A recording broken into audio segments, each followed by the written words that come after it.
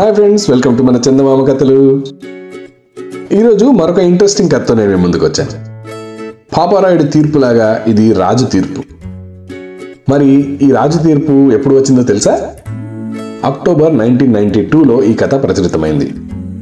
మరి ఆ రాజెవరు, అతనిచ్చిన తీర్పు ఏమిటి, అసలు ఈ గోల్ ఏమిటో చూద్దామా? అనగనగనగనగనగనగా చిన్నాపురం అనే ఊళ్ళో సాంబయ్య, లింగయ్య అనే ఇద్దరు వ్యాపారస్తులు ఉండేవారు.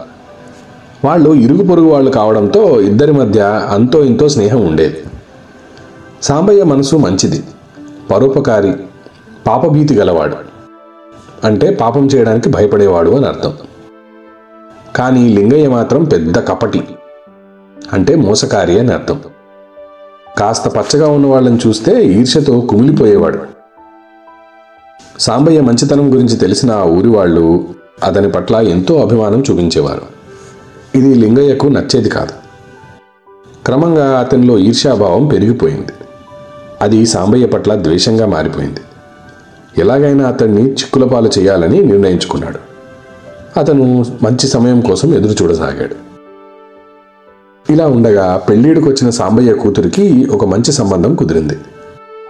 పెళ్లి ఖర్చులకు డబ్బు తక్కువ కావడంతో అతను లింగయ్యను కొంత డబ్బు సర్దమని అడిగాడు. ఇది లింగయ్యకు మంచి అవకాశంగా తోచింది. అయితే ఆ అవకాశాన్ని సాంబయ్యను చిక్కుల్లో పడేయడానికి ఎలా ఉపయోగించుకోవాలా అని ఆలోచిస్తున్న అతనికి ఒక మంచి ఆలోచన తట్టింది. నా దగ్గర మాత్రం డబ్బు ఎక్కడుంది సాంబయ్య? ఈ మధ్యనే కదా నా 4వ కూతురు పెళ్లి పెద్ద కట్నం పోసి ఏదో అయిందనిపించాను. మరెక్కడైనా ప్రయత్నించు అన్నాడు.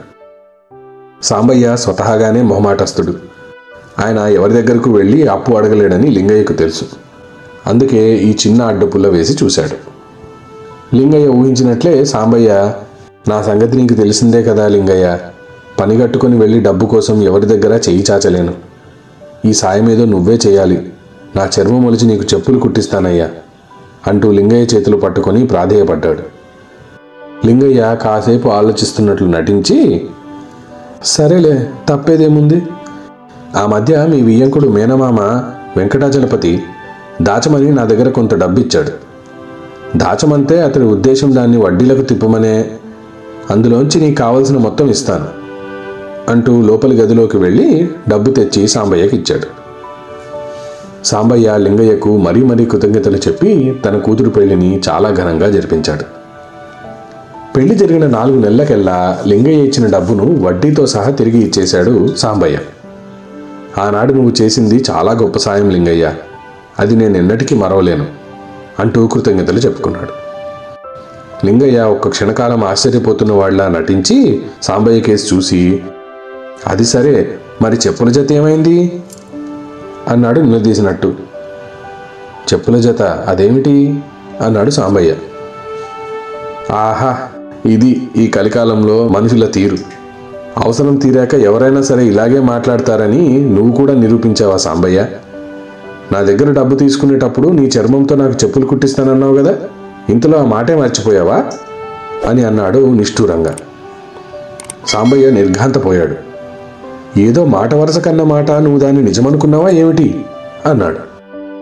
లింగయ్య కోపంగా, అదంతా నాకు తెలియదు, మాట అంటే మాటే, నీ చర్మంతో నాకు చెప్పులు కుట్టించి ఇవ్వాల్సిందే అన్నాడు వీధంతా మారి మోగిపోయేటట్టు. వారి మధ్య మాట పెరగడంతో ఆ చుట్టుపక్కల జనమంతా అక్కడ పోగయ్యారు. విషయం విని లింగయ్యకు నచ్చజెప్పజూశారు. ఒరే లింగయ్య, నువ్వు అనే దాంట్లో ఏమైనా అర్థం ఉందేమిట్రా? ఏదో మాట వరుసకు చర్మంతో చెప్పులు కుట్టిస్తానంటే నిజంగానే ఎవరైనా కుట్టిస్తారా? నీ డబ్బు నీకు దక్కింది కదా, వడ్డీ కూడా ఇచ్చేశాడు, ఇంకేమిట్రా ఈ పిచ్చి పట్టుదల అన్నారు కొంతమంది. వీడు ఇదంతా ఈర్ష్యతోనే చేస్తున్నాడు, వీడి గురించి అందరికీ తెలిసిందే అని నిష్ఠూరంగా మాట్లాడారు కొంతమంది. అయినా లింగయ్య ఎవ్వరి మాట పట్టించుకోకుండా తనకు సాంబయ్య చర్మంతో చెప్పులు కుట్టించి ఇవ్వాల్సిందే అని పట్టుబట్టాడు. ఈ సంగతి గ్రామాధికారి దాకా వెళ్ళింది. లింగయ్య దగ్గర లంచం తిన్న గ్రామాధికారి లింగయ్యకు అనుకూలంగానే తీర్పు చెప్పాడు.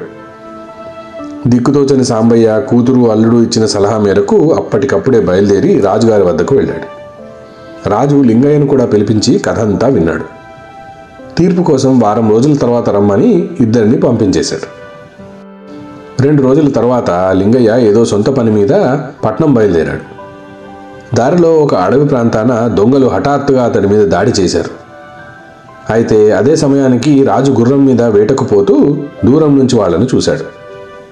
రాజును గుర్తుపట్టిన లింగయ్య చేతులెత్తి ఆయనకు నమస్కరిస్తూ, మహాప్రభో, ఈ దొంగల బారి నుంచి నన్ను కాపాడండి, చచ్చి మీ కడుపున పుడతాను అని వేడుకున్నాడు. రాజు కత్తి దూసి దొంగలను తరిమి కొట్టాడు. లింగయ్య ఆనందంగా ఆయనకు వంగి దండం పెట్టి తన కృతజ్ఞతలను తెలుపుకున్నాడు. మరొక 4 రోజుల తరువాత రాజు ఇచ్చిన వారం గడువు పూర్తయింది. సాంబయ్య, లింగయ్య ఇద్దరూ రాజు దగ్గరికి వెళ్లారు. రాజు మరొకసారి వాళ్ళు చెప్పిందంతా విని, ఏదేమైనా మాట అంటే మాటే, సాంబయ్య అన్నమాట ప్రకారం లింగయ్యకు తన చర్మం మొలిచి చెప్పులు కుట్టించాల్సిందే అని తీర్పు చెప్పాడు. సాంబయ్య భయంతో వణికిపోయాడు. ఇది సరైన నిర్ణయం కాదని లబోదిబోం అన్నాడు. సభలో ఉన్న వాళ్ళంతా నిర్ఘాంతపోయారు. కానీ లింగయ్య, గ్రామాధికారి మాత్రం పొంగిపోయారు. లింగయ్య కసిగా పళ్ళు కొరుకుతూ సాంబయ్యను సమీపిస్తుండగా రాజు ఆగాగు అన్నాడు. లింగయ్య ఆగి రాజు వంక చూశాడు.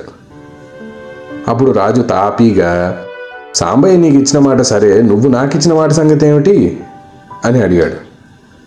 మీకిచ్చిన మాట ఏమిటి ప్రభు అన్నాడు లింగయ్య అమాయకంగా. ఆహా, అప్పుడే ఇచ్చిన మాటను మర్చిపోయావన్నమాట. 4 రోజుల క్రితం నువ్వేమన్నావు?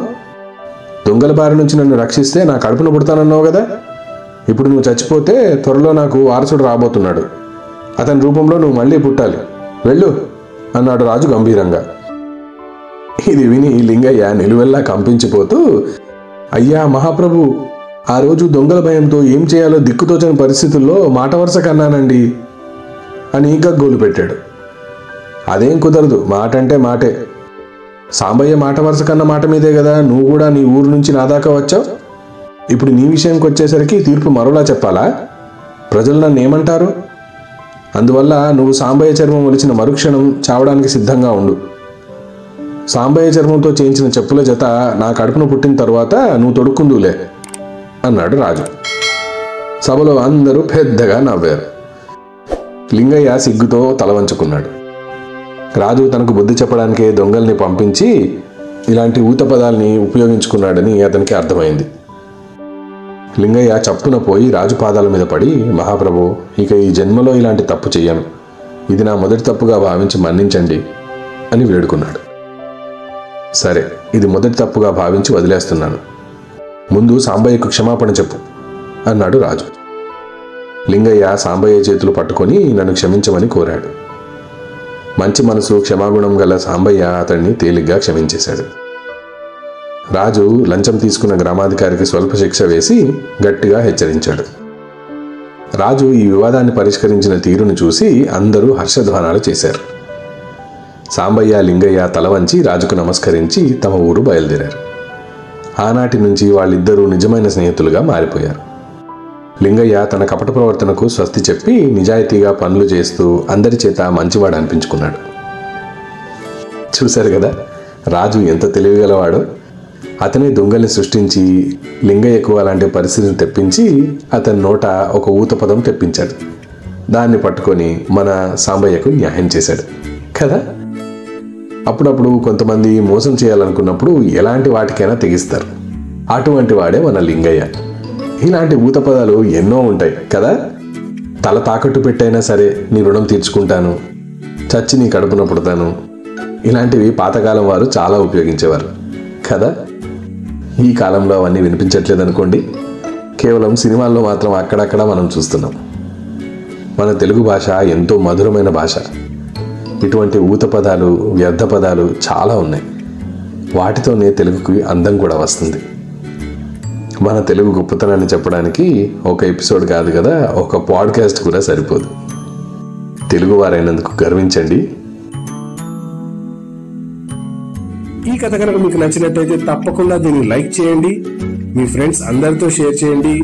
మా ఛానల్ని సబ్స్క్రైబ్ చేయడం మాత్రం మర్చిపోవద్దు. మీ అద్భుతమైన కామెంట్స్ ని నాకు తెలపండి. దాంతో కొత్త కథలను మీ ముందుకు తీసుకొచ్చేటప్పుడు ఎటువంటి కథలను తీసుకురావాలనేది నాకు తెలుస్తుంది. ఆ పక్కనే ఉన్న గంట సింబల్ని కొట్టండి. దాంతో కొత్త కథల నోటిఫికేషన్స్ అన్ని మీ యూట్యూబ్ యాప్ కి వచ్చి చేరుతాయి. వచ్చే వారం మరొక అద్భుతమైన కథతో మళ్ళీ మీ ముందుకు వస్తాను. అంతవరకు సెలవు, బాయ్.